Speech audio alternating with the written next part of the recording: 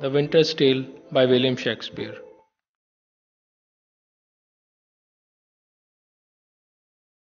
Cecilia के बादशाह लियोन्टिस अपने बचपन के दोस्त बोहेमिया के किंग पोलिकेंसिस से इनके सेसिलिया के दौरे को बढ़ाने की दरख्वास्त करते हैं।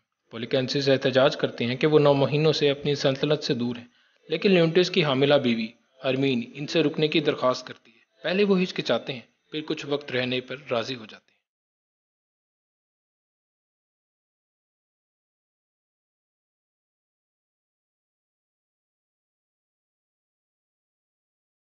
इसी दौरान लियोन्टिस हसद का शिकार हो जाते हैं।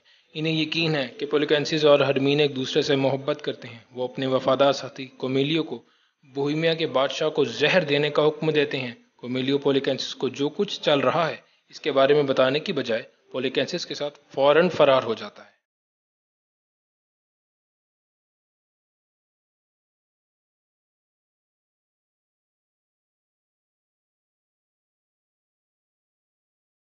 इनके फरार से नाराज लियोन्टिस अब सरेआम अपनी बीवी पर दगाबाजी का इल्ज़ाम लगाते हैं और ऐलान करते हैं कि जिस बच्चे को वो पैदा कर रही हैं वो इनका नहीं है। वो इसे अपने मोअज़्ज़ज़ लोगों के एहतजाज पर जेल में फेंक देते हैं और डेल्फी के वजीर ओरेकल को भेजता है कि इन्हें जिस बात का शक है इसकी तस्दीक करके आए। इसी दौरान मलिका एक लड़की को जन्म देती है।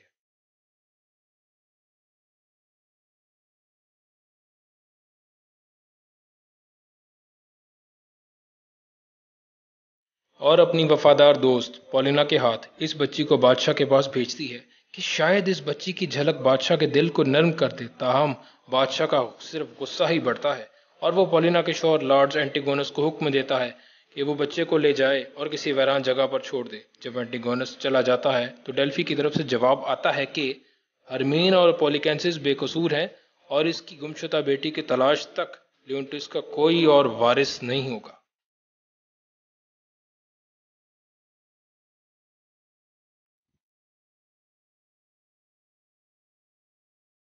जैसे ही ये फैसला आता है ये खबर भी मिलती है लियोन्टिस का बेटा मेमलिस अपनी वालदा पर लगाए गए इल्जामात की वजह से मोहलिक बीमारी से फौत हो गया है।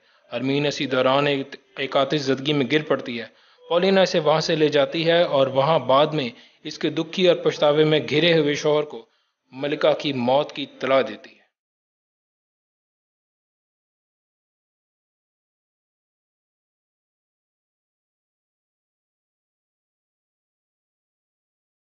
एंटीगोनेस इसी दौरान बोहिमिया के साहिल पर इस बच्ची को छोड़ देता है और ये बताता है कि हरमीन इसके ख्वाब में आई और बच्ची का नाम पर डेटा रखने को कहा और इसके शौहर के लिए सोना और दीगर टोकन छोड़ने की हिदायत की है। इसके फौरन बाद ही एंटीगोनस को एक रीछ मार डालता है और फिर डेटा को एक मेहरबान चरवाहा पालता है और ऐसे 16 साल गुजर जाते हैं।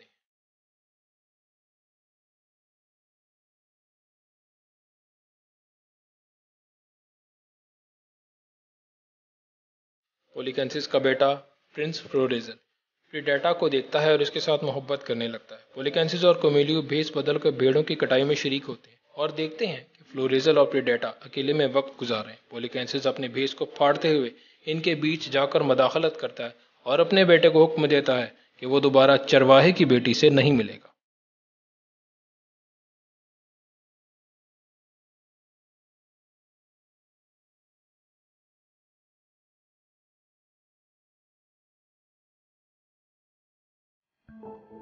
होमेलियो की मदद से जो अपनी आबाई सरजमीन को दोबारा देखने का ख्वाहिशमंद है, फ्लोरिजल और प्रीडेटा एक मकामी बदमाश इटोक्लेस से लिबास के भेस बदलते हैं और सिसिलिया जाने के लिए जहाज लेते हैं। वहां इनको चरवाहा, इसका बेटा और एक जोकर सफर में मिलते हैं जो इटोक्लेस ने भेजा होता है।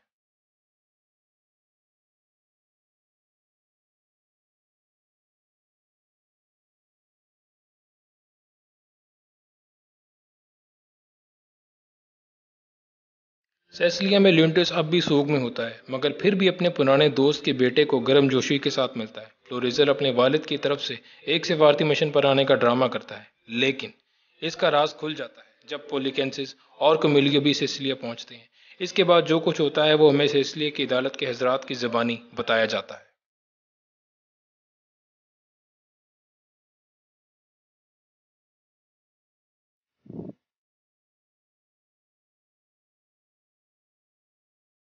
चरवाहा हर एक को अपनी कहानी सुनाता है कि किस तरह प्रेडेटा इसको मिली और ल्यूंटिस को एहसास होता है कि वो इसकी बेटी है, जिससे इसे बेहद खुशी होती है। इसके बाद बाकी सब लोग पोलिना के घर जाते हैं, जहां अभी ही हरमीन का मुजस्समा तैयार हुआ है।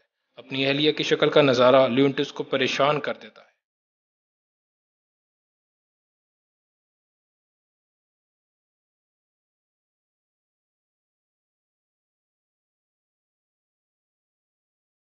लेकिन फिर सब हैरत ज़्यादा रह जाते हैं।